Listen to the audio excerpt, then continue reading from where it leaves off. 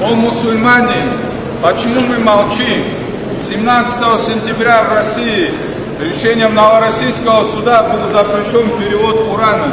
В России запрещается исламская литература. В России нашим сестрам в Ставрополе запретили хиджаб. В России каждый день похищают и убивают мусульман. 16 сентября в Дагестане был расстрелян наш брат Гапаев Абдулла за искренний призыв словом к исламу. Почему мы молчим? На нас лежит обязанность помогать мусульманам и исламу. О мусульмане, очнитесь! Аллах Всевышний в Коране говорит: «А'уду биллахи минаш шайтанир раджим, ин тансуруллаха янсуркум ва юсаббит акдамакум». Помогите Аллаху, и Аллах поможет вам и укрепит ваши стопы. О мусульмане, проснитесь! Помогите исламу и мусульманам.